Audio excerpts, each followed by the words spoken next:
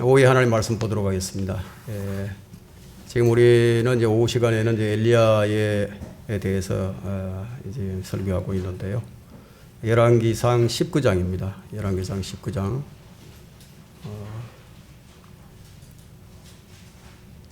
5절에서 7절까지만 보겠습니다. 7절까지.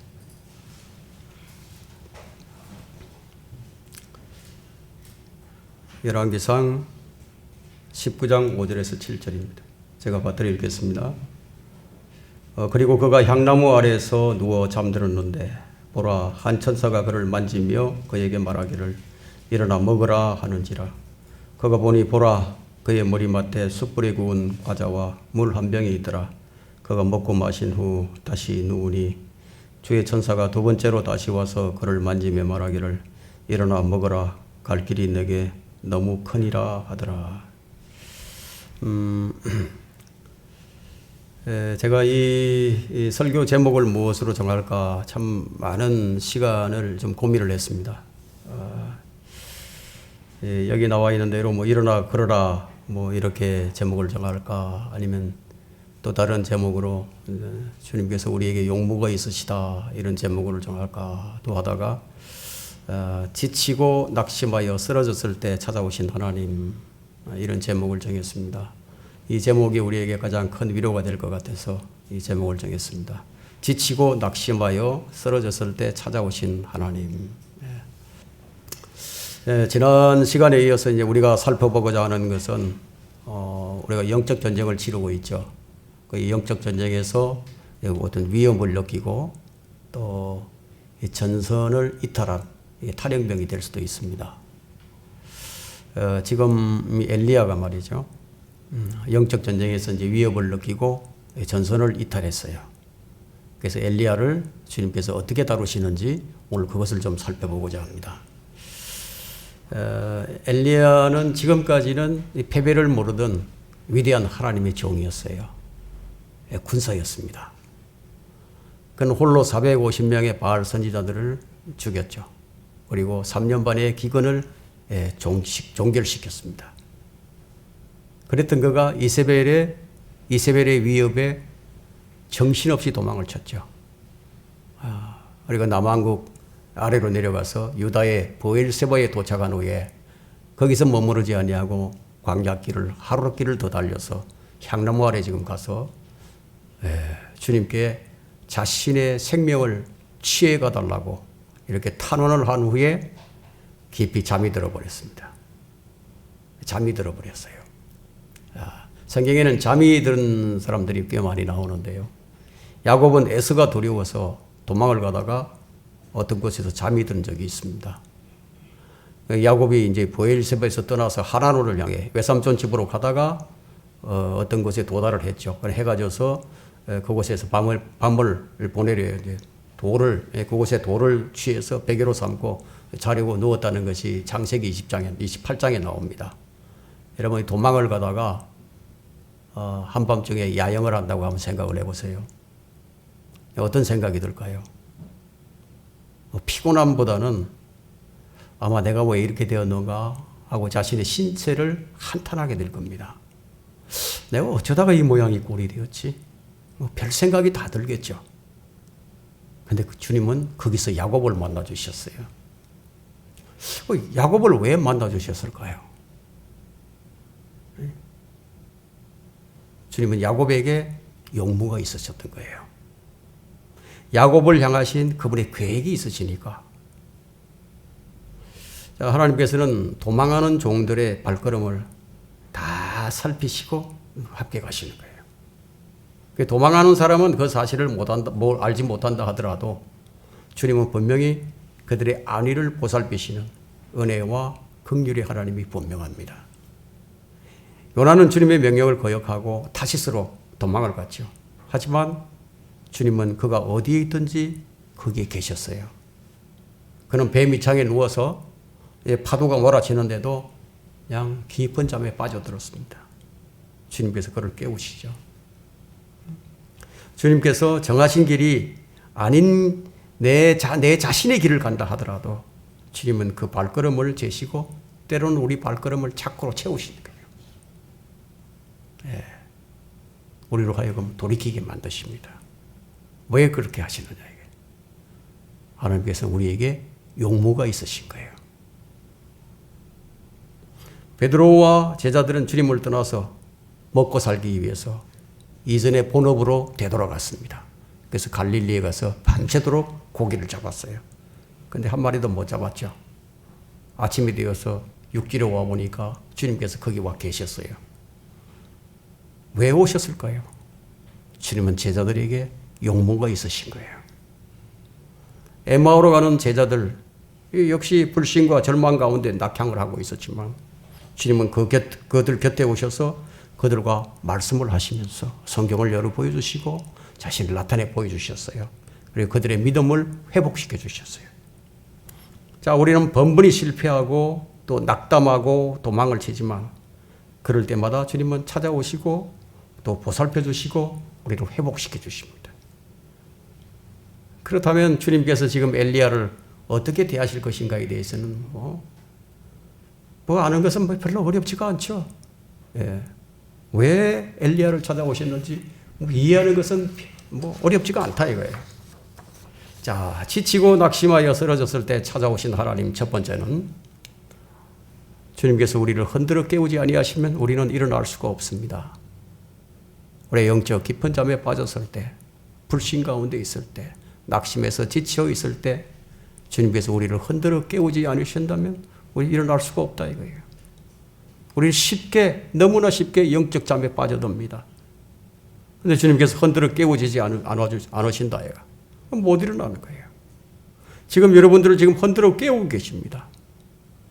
그런데 무엇으로 흔들어 깨우고 계시는지는 그것은 여러분들이 감지를 해야 되는 거예요. 흔들어 깨우시는데. 엘리야가 잠이 들었을 때 주님께서 어떻게 하시는지 한번 보세요. 5절에 보면요.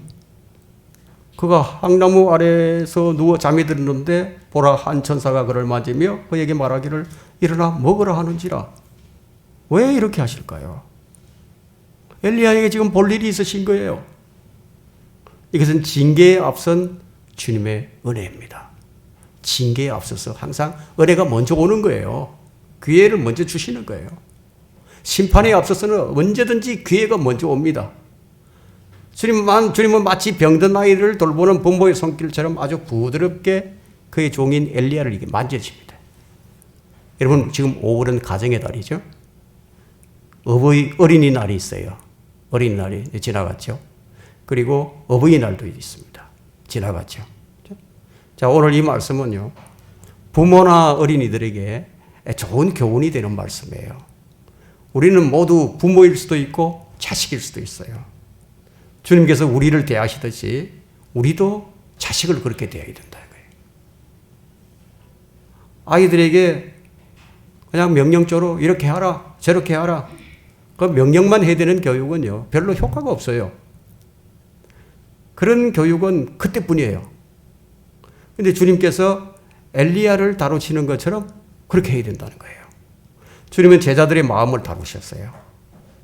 주님께서 오셔서 이 유대인들에게 마음을 다루시기 시작하신 거예요.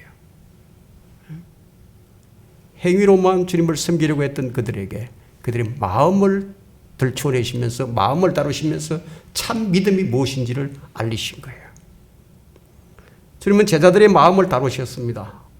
마음에 깨닫게 하는 교육, 마음에 깨닫게 하는 교육이 가장 효과적입니다. 마음을 깨닫게 하는 교육이 어떤 것인지 오늘 이 말씀을 통해서 우리가 배우는 거예요. 시편 103편 13절에는 아버지가 자식을 불쌍히 여김같이 주께서도 자기를 두려워하는 자들을 불쌍히 여기시나니. 자, 자식을 불쌍히 여김같이 주님 우리를 다루십니다. 낙심에 지쳐있는 엘리야를 주님은 천사를 보내서 그를 지금 보살펴 주십니다. 마치 아버지가 자식을 대하듯이. 그렇죠? 날카로운 책망 대신에 주님 먼저 위로를 주시는 거예요. 자, 우리는 성경을 보게 될 때요. 모든 단어 하나하나에도 의미를 부여해야 됩니다. 그리고 거기에서 무엇인가 얻으려고 하는, 교훈을 얻으려고 하는 그런 진지한 태도가 필요한 거예요. 이제 교회를 다니면서도 그냥 교회를 다녀야 하는가 보다. 그러면 아무런 진전을 보지 못합니다. 그냥 성경을 읽을 때도 그냥 읽어야 하나 보다. 하나님 말씀이니까 읽어야지. 그런 식으로만 한다면은 시간이 오래 걸리겠죠. 그죠? 성경에 기록된 의미는요, 한 단어도 깊은 의미가 없는 것이 없습니다. 모든 단어 하나하나가 우리에게 영적 깊은 교육을 위해서 기록이 되었습니다. 지금 엘리야가 향나무 아래 앉아서 너무 지쳐가지고 낙담해서 그냥 잠을 잤나 보다. 그렇게만 생각한다면 아무것도 얻을 게 없죠. 여기서 우리는 많은 교훈을 얻을 수 있는데, 자, 잠이 들었다 이거예요. 잠이 나오면 우리가 어떤 것을 생각해 볼 수 있습니까? 성경에서 잠에 대한 것을 다 살펴보는 거죠. 그죠? 그래서 그 잠에 대한 성경 구절들을 찾아서 살펴보면서 하나님의 은혜를 생각할 수 있어야 된다는 거예요. 시편 127편 7절 2절에는요. 너희가 일찍 일어나고 밤늦도록 자지 않고 수고의 빵을 먹는 것도 헛되도다. 그러므로 그가 자기의 사랑하시는 자에게 잠을 주시노도다. 이 성경은 참 모든 게 연결이 되어 있어요. 다 연결되어 있기 때문에 한 덩어리로 연결되어 있다 이거예요. 그래서 하나를 들어 올리면 다 들려 올라오는 거예요. 주님은 우리에게 뭘 주셨습니까? 물과 공기도 주시고 태양도 주시고 비도 주시고, 자, 이 무한한 가치를 지닌 것들을 그냥 값없이 우리에게 주셔서 그래요. 뿐만 아니라 우리에게 무엇을 주십니까? 잠을 주시는 거예요. 잠이라는 것은요, 먹는 것과 입는 것 못지않게 아주 소중한 거예요. 예, 주님의 귀한 선물입니다. 잠을 제대로 자지 못해서 불면증에 시달린 자들이 얼마나 많은지 아십니까? 잠을 자지 못하도록 방해를 받는 사람이 얼마나 많은지 아십니까? 매일 잠을 자면서도 이것이 하나님의 은혜라는 사실을 깨닫지 못하는 사람이 얼마나 많은지 모릅니다. 잠은 하나님의 선물이지만 일상생활에서 매일매일 반복되기 때문에요. 그 사실을 잊고 지내는 것이 대부분이에요. 우리 그냥 쉽게 잊고 지냅니다. 여러분들은 이 불면증에 시달렸던 그런 경험들이 있을 거예요. 너무너무 걱정이 많아서 잠을 잘 수 없을 때도 있을 것이고, 직업상 너무너무 잠이 부족한 사람들도 있을 것이고, 그런데 원인도 없이 잠을 못 자는 사람들도 있다 이거예요. 우리는 매일 밤 규칙적으로 자던 잠이 얼마나 귀하고 소중한지 한번 불면증에 시달려 보면 그때서야 이 하나님의 은혜를 깨닫는 거죠. 수면제 없이 잠을 못 드는 사람, 술을 한 잔이라도 마셔야만이 잠이 드는 사람, 불면의 고통은 얼마나 괴로운지 모릅니다. 시편 77편 4절에는 주께서 내 눈을 깨어 붙드시니 내가 너무 고통스러워 말할 수 없나이다. 불면증의 고통을 지금 호소합니다. 주님은 지금 엘리야에게 무엇이 가장 필요한지 아시는 거예요. 지쳐있는 엘리야에게 잠이 필요하다는 걸 아셨어요. 그러니 이스라엘에서 브엘세바까지 거기서 하룻길을 더 달려왔기 때문에 그것이 거리상으로 보게 되면요, 약 한 135km가 넘는 그런 길을 달려온 거예요. 한번 생각을 해보세요. 예? 교통수단이 지금처럼 좋은 것도 아니고요. 자, 주님은 우리의 창조주이시기 때문에 우리 신체 리듬을 아셔요. 예? 우리 체질을 너무 잘 아시는 거예요. 이런 그가 우리의 체질을 아시며 우리가 진토임을 기억하심이라. 지금 내게 가장 필요한 것이 무엇인지 안다 이거예요. 그걸 아신다 이거예요. 엘리야에게 지금 가장 필요한 것이 무엇이에요? 피로를 푸는 거죠. 피곤해서 지쳐있다 이거예요. 성도들이 매일 잠자기 전이나 후에요, 주님이 주신 잠에 대해서 깊이 생각하고 또 찬양을 할 수 있다면 얼마나 좋겠습니까? 사람들은 잠을 자는 도중에 도둑이 들 수도 있고요, 잠을 자다가 목숨을 잃기도 하고요, 잠을 너무 많이 자서 공부 못하는 경우도 있고요, 잠을 많이 자다가 약속 시간을 놓쳐버리는 경우도 있고, 잠으로 인해서 손해를 보는 경우도 많이 발생합니다. 성도의 영적인 잠도요, 이와 같이 위험에 처하거나 또 손해를 보게 됩니다. 베드로와 제자들은 기도해야 할 때 잠을 자다가 시험에 들어버렸습니다. 예. 자, 지금 잠자는 엘리야를 만지고 있는 천사의 모습은 시편 71편 9절에 나오는 늙을 때에 나를 버리지 마시고 내 기력이 쇠할 때에 나를 버리지 마소서라는 기도에 그대로 응답해 주시는 하나님의 자애가 보입니다.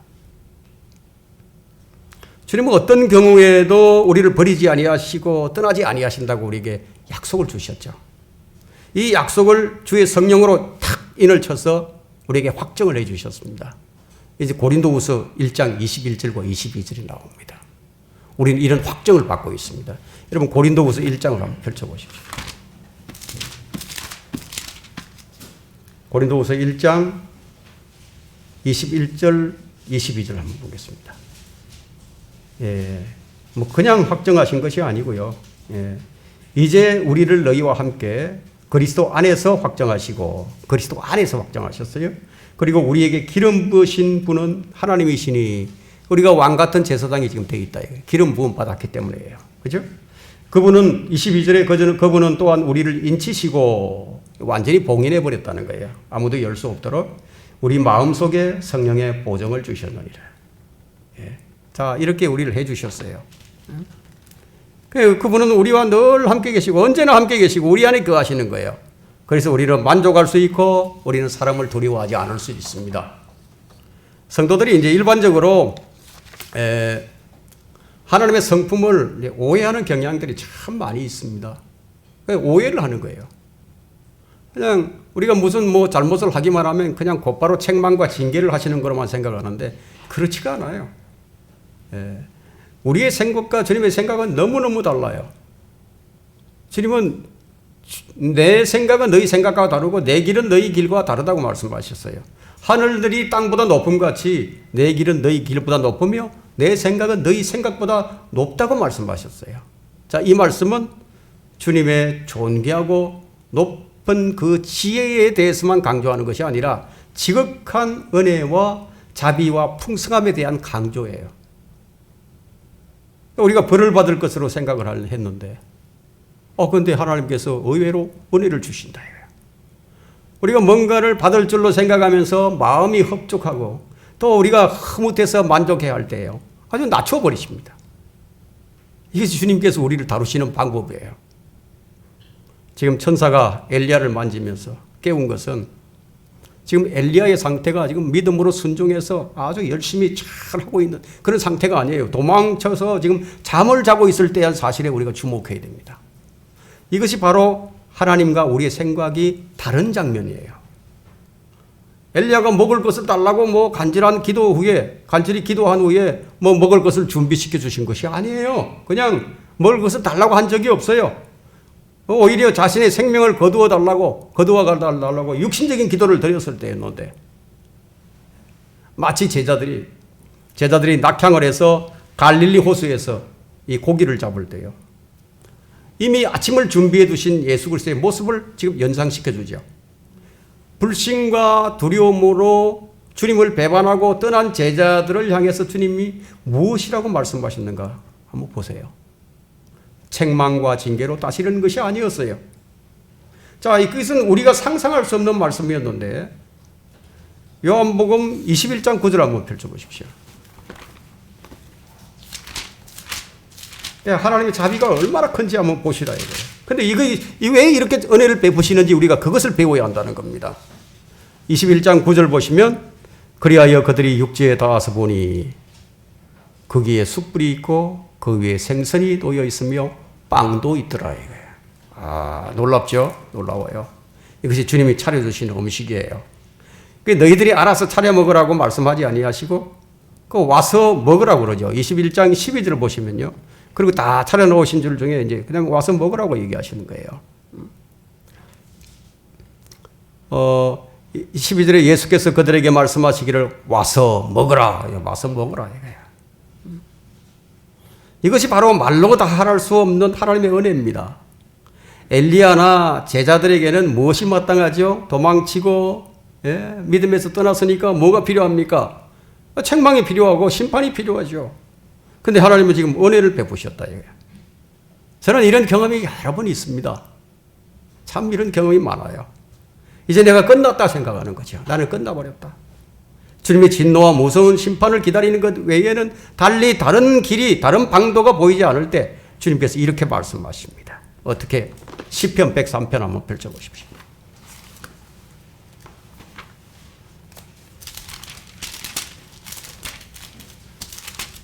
시편 103편 10절 한번 보세요. 그는 하나님이시죠? 그는 우리의 죄들을 따라 우리를 처리하지 아니하시며 놀랍습니다. 우리의 죄악들을 따라 우리에게 갚지 아니하셨으니 만일 이렇게 아니하셨다면 이 살아남을 수 있을 사람이 한 사람도 없죠. 예? 이렇게 안 하셨다면 한번 생각을 해보세요. 한 사람도 없는 거예요. 자, 지치고 낙심하여 쓰러졌을 때 찾아오신 하나님. 두 번째는 주님께서 구원의 상속자들을 위해서 섬기는 영들을 보내시어 섬기도록 해주십니다.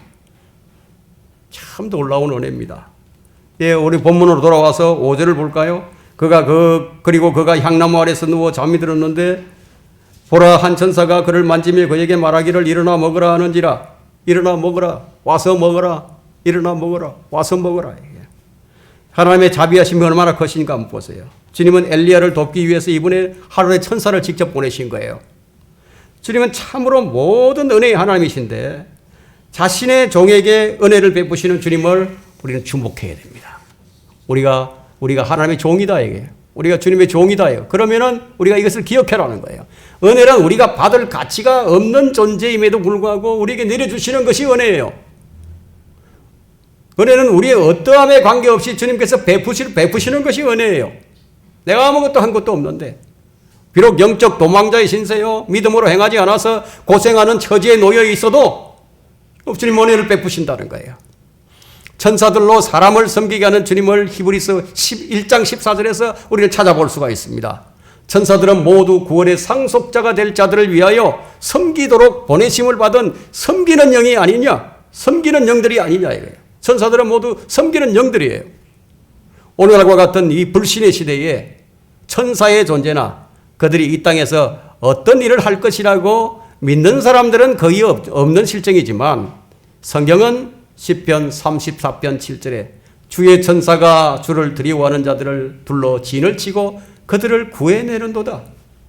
여러분 성경에요. 성경에 천사들이 주의 종을 구해내고 돌본 일들이 너무 많이 기록이 되어 있어요. 소돔성에서 롯을 구해낸 자가 누구였습니까? 두 천사였죠. 사자굴에 던져진 다니엘을 건져낸 것도 천사예요. 감옥에 갇혀있는 베드로를 풀어주고 옥문이 저절로 열리게 한 것도 천사였어요. 바울에게 그와 함께 배에 타고 있는 사람들이 아무도 죽지 않으리라고 확신을 시켜준 것도 천사였습니다.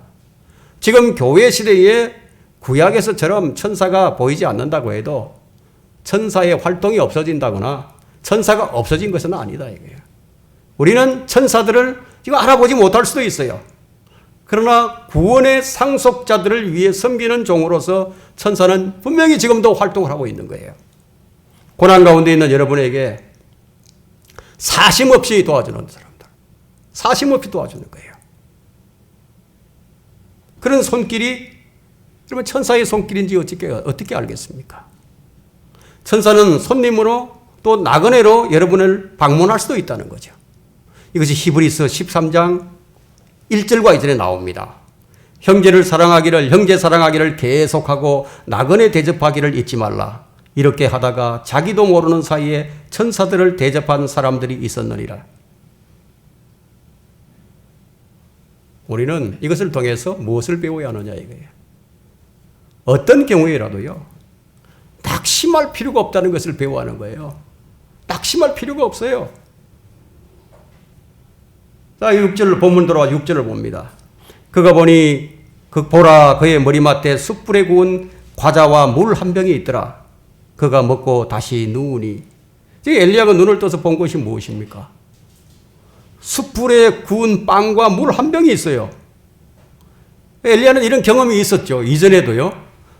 기적적으로 까마귀가 와서 먹여줬고요. 사르밧 과부를 통해서 먹인 적이 있지만 오늘은 지금 천사가 직접 시중을 들고 있습니다. 하나님의 사랑은 변함이 없으시다 이거예요. 여러분, 이 모든 일들이 나에게 모든 일들이 술술술술 잘 풀려 나가면요, 그것이 주님의 은혜라는 사실을 우리가 알기는 쉬워요. 하지만 주의 낯을 피해서 도망을 쳤다 이거예요. 이 도망을 간 사람들에게도 주님께서 은혜를 베푸신다는 것을 이해하기란 이건 쉽지가 않은 거예요. 오늘 우리는 여기서 이걸 배웁니다. 천사는 엘리야에게 일어나 먹으라는 말 외에는 아무 말도 하지 않아요. 아무 말도. 네? 그의 잘못에 대해서도 죄를 지적하지도 않아요. 주님은 이것을 통해서 언제나 지금 엘리야를 사랑하셨고 돌보시고 계시는 거예요. 그러나 믿음이 없을 때는 어떻게 말을 하죠? 사람들이 믿음이 없을 때는 시편 78편 19절과 20절에는 이런 말을 합니다. 믿음이 없는 사람들이 이런 말을 하게 되는데, 시편 78편 한번 펼쳐보십시오.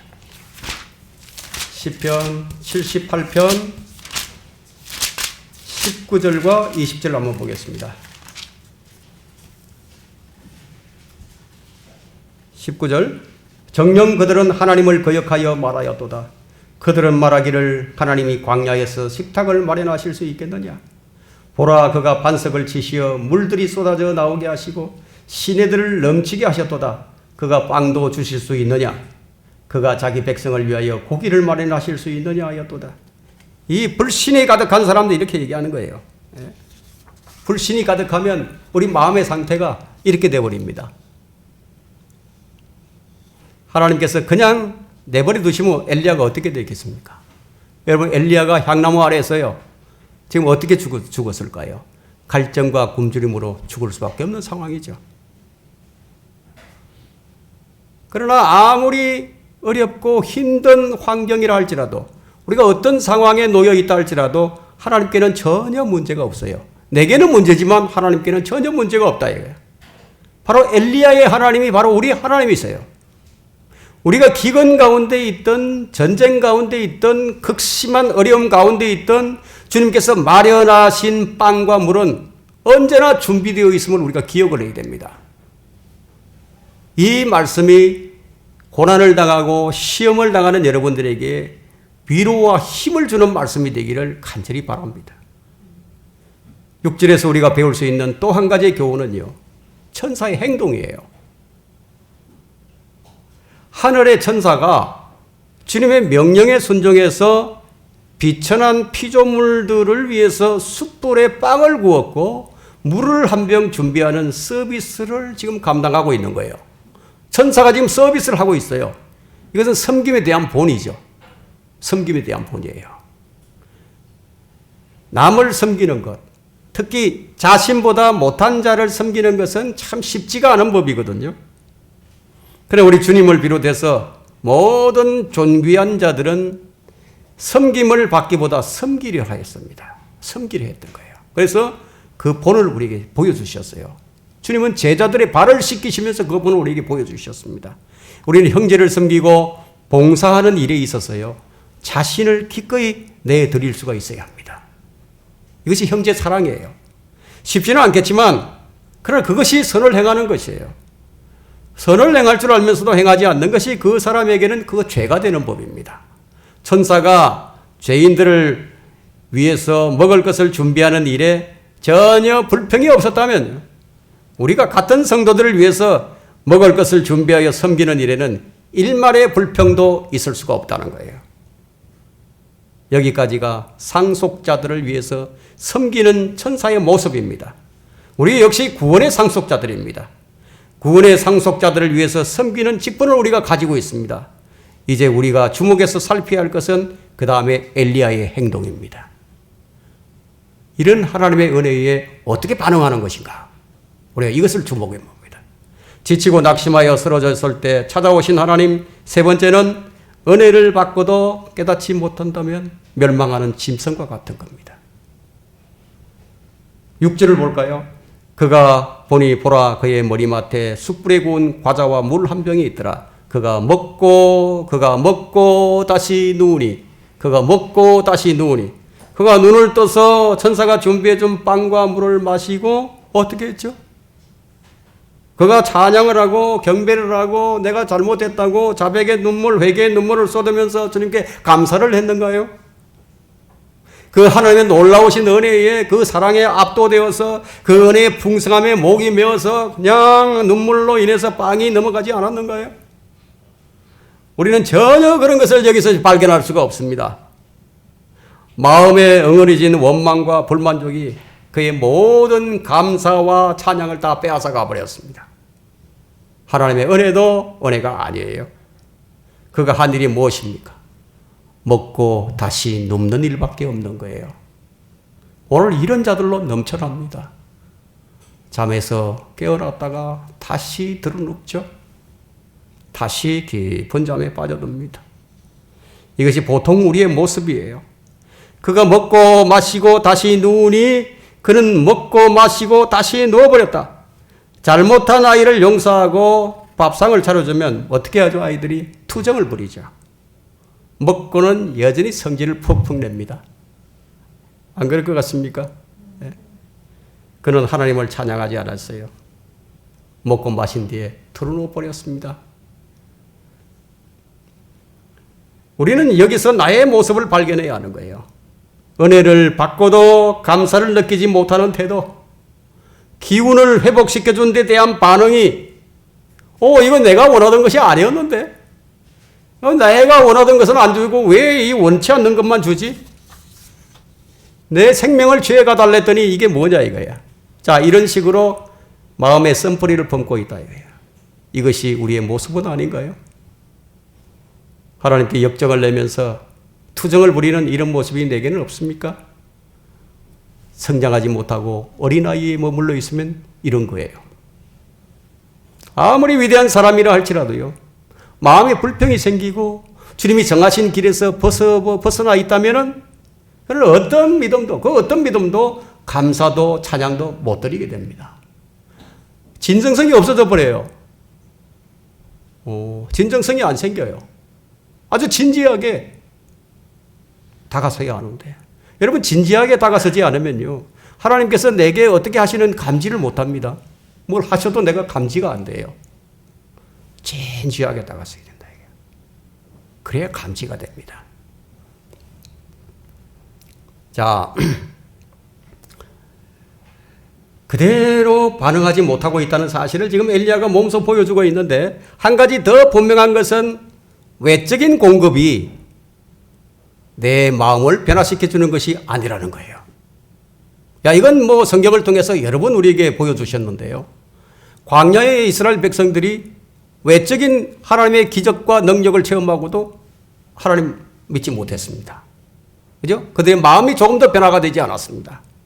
천사가 주는 물과 음식을 먹고도 다시 들어눕는 것은 이것이 은혜에서 멀어져 있는 성도의 모습이에요. 마음을 새롭게 함으로 변화를 받지 않는 이상 어떤 소망도 들 수가 없어집니다. 들 수가 없다 이거예요. 소망을 말한다 하더라도 말뿐인 소망이지 간절함이 없어져 버린다 이거예요. 하나님의 말씀이 내 안에 깊이 들어와서 잠든 영을 깨우지 않는 이상 우리는 하나님 앞에 똑바로 설 수가 없는 거예요. 바로 설 수 없어요. 하늘의 만나를 먹고 광야에서 배가 부르도록 고기를 먹고 반석에서 나오는 물을 마시고 매일 구름 기둥과 불 기둥으로 그것을 목도하면서 정상적인 믿음을 가질 수 없었던 이스라엘 백성들을 한번 생각해 보면 된다는 얘기예요. 왜 우리는 정상적인 믿음을 발휘하지 못하고 있느냐는 거죠. 그들이 우리보다 더 악한 사람이기 때문에 그런 것이 아니에요. 말씀에 대한 믿음, 말씀이 내 안에 풍성히 거하지 않을 때는 누구에게나 똑같이 일어나는 현상입니다. 우리를 위해 생명을 주신 주님은 무엇을 우리에게 주셨습니까? 자신의 살과 피를 우리에게 주셨어요. 다 주신 거예요, 전부. 그분의 전부를 우리에게 주셨어요. 이렇게 차려진 밥상을 먹고도 엘리야처럼 다시 드러누워 버리지 않는 거 아니에요. 혹시 은혜를 모르는 짐승과 같이 살고는 있지 않습니까? 아니면 한술 더 떠서 은혜를 원수로 갖고는 있지 않습니까? 이것을 살펴보고 돌이키는 것이 오늘 설교의 핵심입니다. 자, 시험을 앞둔 학생들은요, 이번 시험만 잘 보고 내가 합격을 한다면은 내가 평생을 주님을 위해서 살겠노라고 하나님께 서약을 탁 한다. 근데 막상 합격한 후에는 어떻게 하죠? 더 타락해버리네요. 파산 직전에 몰린 사람들이 이번 위기만 넘기면은 이제 모든 것이 다 주님의 것이라고 기도를 하지만 막상 위기를 넘긴 후에 어떻게 사는가요? 그렇게 안 살아요. 그렇죠? 가난한 사람들은 먹고 살 만큼 넉넉하게 해주기만 하면 주님을 영화롭게 할 것이라고 말을 하지만 실제로 말한 그대로 살지 않는다는 거예요. 우리는 은행심사에 일치가 안 되는 삶을 사는 거예요.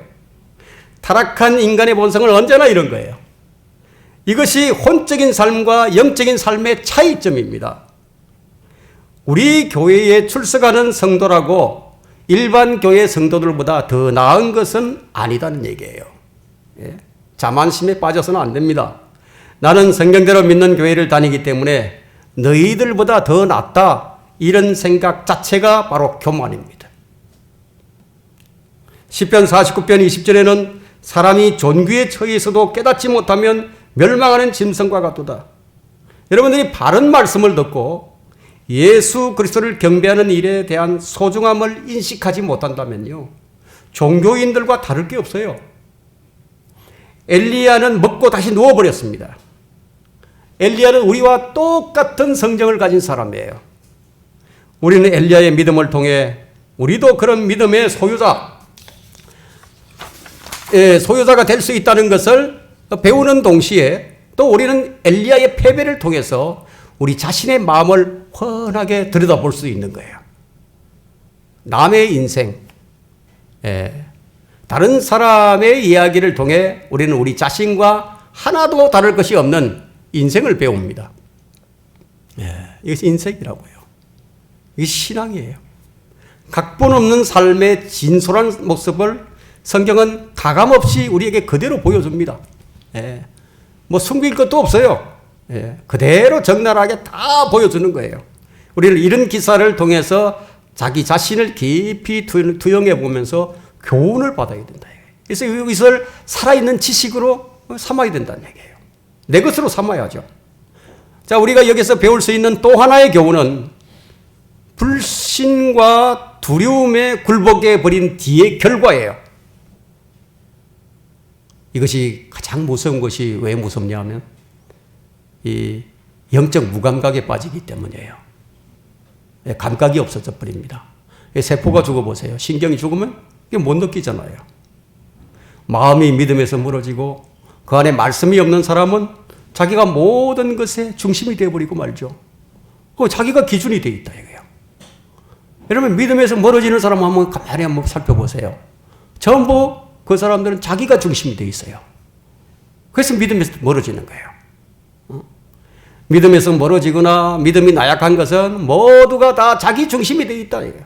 주님이 주신 선하심과 은혜에도 감사할 줄도 모르게 되고 이 소중한 시간을 다 소비해버립니다.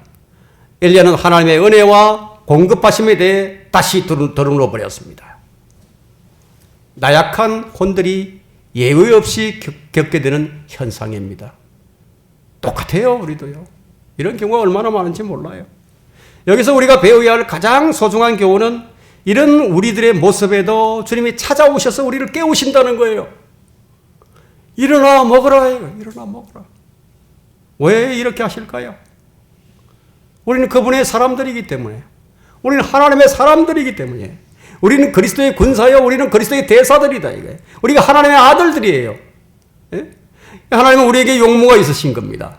우리를 불러서 쓰시기 위해서 우리를 흔들어 깨우시는 거예요. 우리는 잠에서 깨어 일어나야 합니다. 잠자는 사람은 아무 일도 할 수 없습니다. 지금까지 어제 말씀을 정리하면서 지금까지 19장의 말씀을 우리가 정리해 본다면 이렇습니다. 엘리야는 칼멜산에서 승리한 후에 격노한 이세벨의 저주와 보복의 맹세를 듣게 됩니다.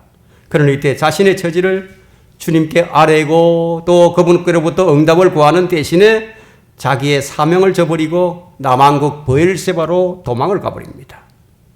엘리야는 주를 위해서 또 백성을 위해서 살아왔었는데, 그전까지만 해도 그랬는데 이제는 자기 생명을 위해서 도망을 치고 있습니다. 더는 하나님의 영광이나 백성의 영적 유익을 위해서 일하지 않음으로써 자신의 존재 가치를 스스로 부인해버리고 맙니다. 무서운 현상이 일어난 거예요. 베드로가 자신의 생명을 구하고자 했을 때 3번이나 주님을 부인한 것처럼 자기 생명을 구하고자 하는 자는 잃게 되는 진리가 바로 여기서 보여줍니다. 마태복음 16장 25절에 누구든지 자기 생명을 구하고자 하면 잃을 것이요. 누구든지 나를 위하여 자기 생명을 잃으면 얻으리라 이거예요. 그래서 자기를 그리스도인이 되어서 자기를 위해서 사는 사람은 참 어리석은 자예요. 그런 브엘세바로 도망을 갔는데 유다의 왕은 누구였죠? 여호사밧이죠. 아방의 사위예요. 사위다 이거예요. 그러니까 하나님과 멀어진 채 자기 자신의 지혜로 자신의 명철로 꾀를 부리는 사람은요, 건전한 상식조차도 이제 활용하지 못하게 됩니다. 그래서 하나님께서 나를 지켜주실 것이라는 생각은 아예 꿈에도 하지 못하고, 혹시 여호사밧이 나를 잡아서 이 자기 장인에게 보내면 어떡할까? 이런 생각까지도 미치게 되는 거예요. 그러나 할 수 없이 하루길을 더 광야로 들어갑니다. 그에게 있는 탈출구는 점점 더 어렵고 힘든 막다른 골목에, 여러분 사면초가에 처해 본 적이 있습니까? 사면초가. 나갈 길이 없어요. 지금 엘리야가 이런 상황입니다. 이것이 바로 어리석은 인생의 행로예요. 더는 소망이 없다고 말을 할 때 나오는 말이 무엇이죠? 죽고 싶다. 죽고 싶다고. 절망해요. 희망도 없고 소망도 없어요. 죽고 싶다. 오늘 얼마나 많은 사람들이 죽고 있습니까? 절망 가운데서 아무런 희망이 없어요. 향나무 아래 엘리야의 기도는 죽게 해달라는 것이 전부였대요. 삶의 막다른 골목은 언제나 죽음이 기다리고 있습니다. 여러분은 이런 길을 걷지 않기를 바랍니다. 언제나 먼저 기도하고 주의 말씀을 묵상하고 주님을 바라보라는 거예요. 자기 생각을 버리고 주님의 인도를 구하라는 거예요. 자, 이런 엘리야를 주님은 어떻게 대하셨느냐? 고단한 몸, 지친 몸에 잠을 주시는 거예요.